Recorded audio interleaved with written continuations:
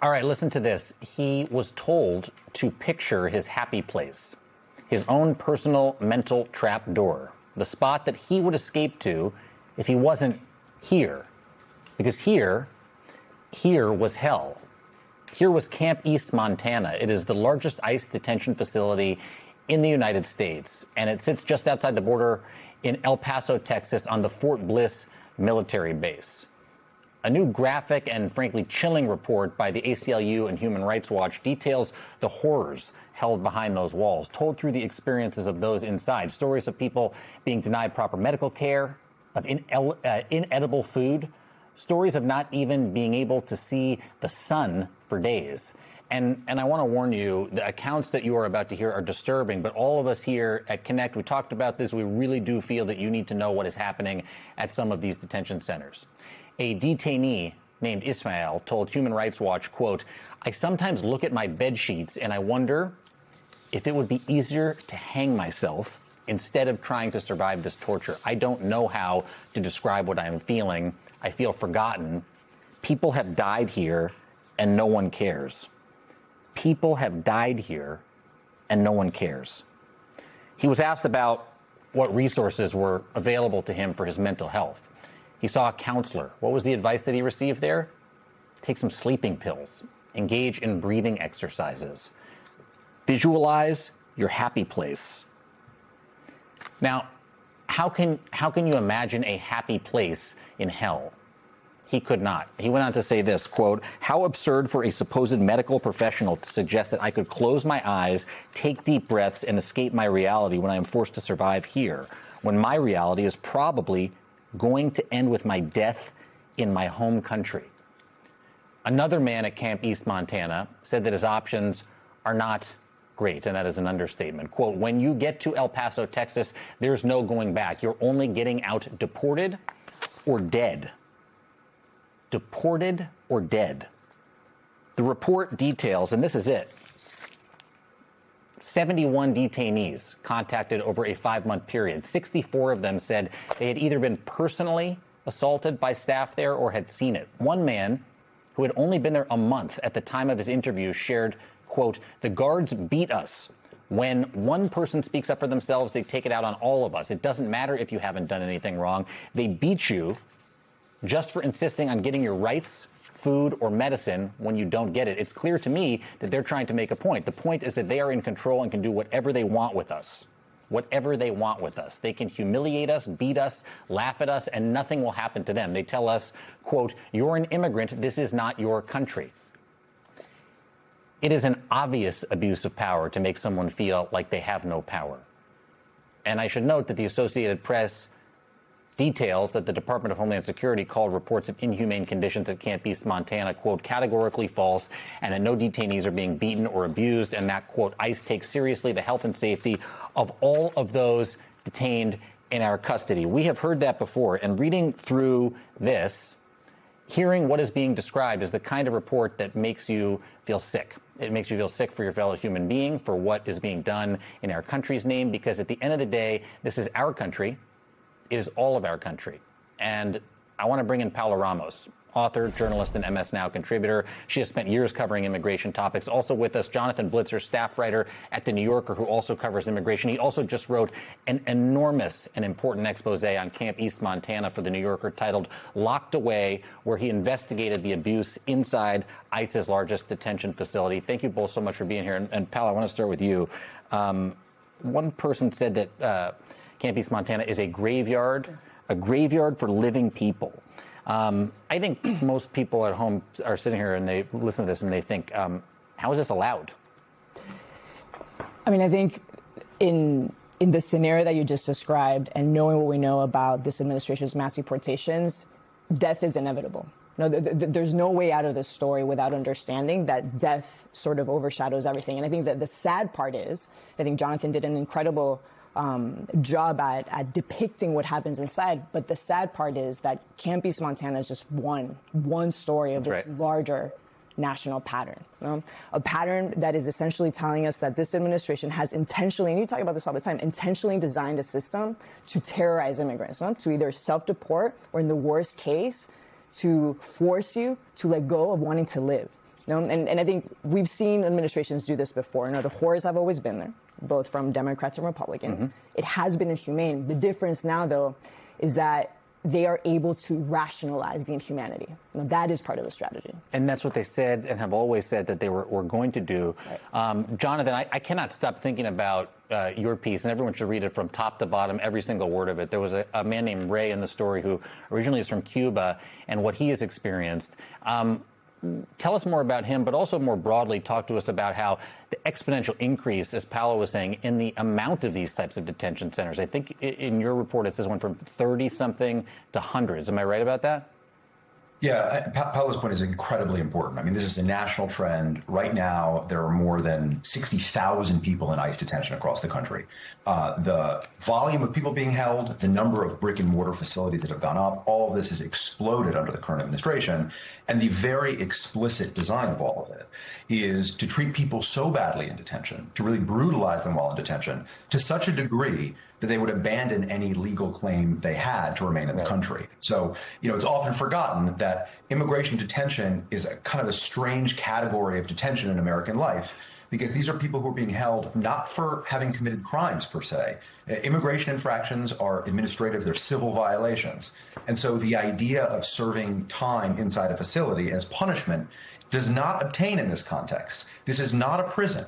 And yet what we're seeing nationwide is specifically that, kind of the systematic mistreatment of people so that they have no choice. They feel that they have no choice but to agree to be deported. And that's what happened to one of the main figures in the story that I wrote, Ray, who's a Cuban in his early 50s, who for years had been checking in with the local ICE office exactly as he was instructed. And then all of a sudden one day at a routine appointment, got arrested, got sent to Camp East, Montana. He's a diabetic. He suffers from high blood pressure. There was a whole battery of medications that he regularly took and needed. He was explicit about the fact that he needed that medication. His wife was ready to supply authorities at this facility with the medication. She had doctor's notes. They jumped through every possible hoop you could imagine. And he was denied all of these basic medications for his diabetes and blood pressure for 6 weeks. And ultimately, as his health deteriorated, felt he had no choice but to agree to be deported to Mexico, obviously a country that is not his own.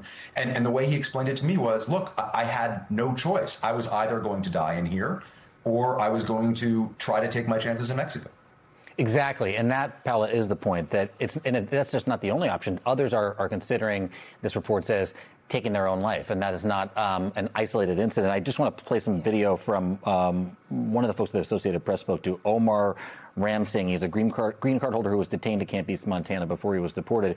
He said he overheard guards placing bets on detainees. Let's watch this real quick.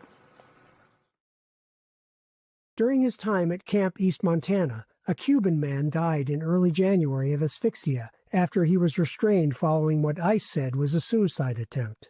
Ramsing says he overheard a guard say that there was a $500 bet over whether the next suicide would occur by a certain date. And then I turned around and said, what the f***? Like, basically, you're betting against me, basically committing suicide? Every single one of us, with what we were dealing with inside there, it ran through all of our heads. That the suicide is real. DHS called his account false and said the facility provides mental health treatment and tries to prevent suicide attempts. What does that say to you? So I'm fixated on, just for a second, on the story of the Cuban migrant. And if you close your eyes and you read Jonathan's piece, it almost feels like you're talking about a detention center in Cuba. And I think there's an interesting contradiction there that sort of tells the story that we're in right now, which is these Cuban migrants that are living in the most inhumane conditions that are reminiscent of Cuba. They are living in a parallel reality where you have a Trump administration that is on the verge of justifying some attack in Cuba to topple the dictatorship, a dictatorship that has driven, thousands of migrants that we have interviewed throughout the years, driven them not just to come to the United States, but to trek through the Darien jungle, to live in limbo along the Mexican border, and to then now, driven by the American dream, end up in Camp East, the same Montana. Conditions that the American government says they're going to invade Cuba for. And that's what I keep thinking about. Wow. And where do you go from that? What happy place do you imagine? And there are hundreds, because they can't go back to Cuba, as Jonathan points out in his article, there are hundreds, if not, I think maybe even more, Cubans in Mexico, a place that many of them have never been to or certainly not lived in. Jonathan, I want to ask you about another person who's in your story, Geraldo Lunas Campos. And this is another Cuban man, 55 years old, and he was a dad of 4. He died in Camp East, Montana. And Human Rights Watch also spoke to detainees who, as I said, they heard guards enter his cell the night that he died, claiming that they beat him to death. And here's what one man said, quote, "I fled Honduras after my father was murdered. I know what death sounds like. It was," to Paula's point, "it was extremely difficult to be confined to my cell while I heard Geraldo struggle and plead for his life. He did nothing wrong. He was just asking for his medication." And you say in the piece, 6 days after he died, ICE issued a statement saying that guards, this is in your report, had, quote, "observed him in distress and that his death was under investigation." A week later, the Washington Post reported that El Paso's county office of the medical examiner, which had performed an autopsy, was planning to classify the incident as a homicide, citing the cause of death, asphyxia due to neck and chest compression. At this point, ICE then revised its statement, claimed that he had, quote, "violently resisted the security staff and continued to attempt to take his life." Tell me about this and how it fits into the larger puzzle. I mean, this particular death, it should be said, was the second of 3 in the span of a little over 40 days between December of 2025 and January of this year. And that, I think, that particular sequence of 3 deaths in such a compressed period of time is, I think, maybe more than anything else, what put Camp East, Montana sort of on the national map, so to say, in terms of just the notoriety of what was happening there. But of those 3 deaths during that period, the death of Mr. Lunas Campos was by far the most dramatic and the most alarming, because what ICE said after the fact was, he was trying to commit suicide. We attempted to intervene. We couldn't intervene in time, and that's what happened. What we now know, and this is based on, as you mentioned, the El Paso County Medical Examiner's autopsy report, and from, by my count, more than 5 witnesses who were actually next to the cell in which Mr. Lunas Campos was being held at the time, in the solitary wing of the facility.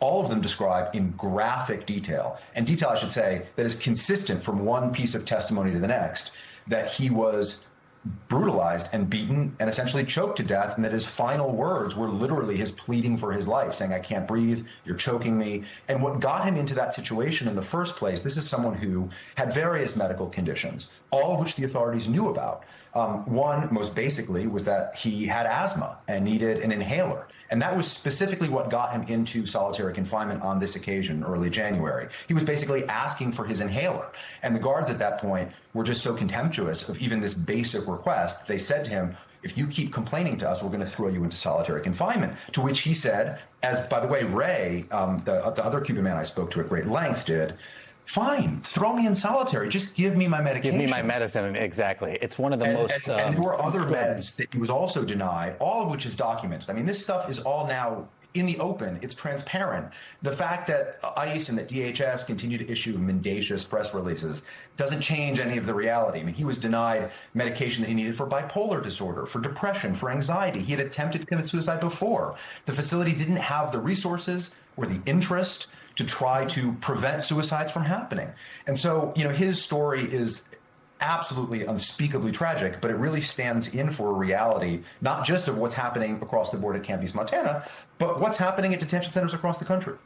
Exactly. And that's why I encourage everybody to go pick up your reporting and to pick up this Human Rights Watch report. I could talk about this all day with both of you, and we will continue this conversation another time. Thank you so much, Paula Ramos, Emmy Award-winning journalist, contributor here at MS Now, and Jonathan Blitzer, staff writer at The New Yorker. Thanks again to you both.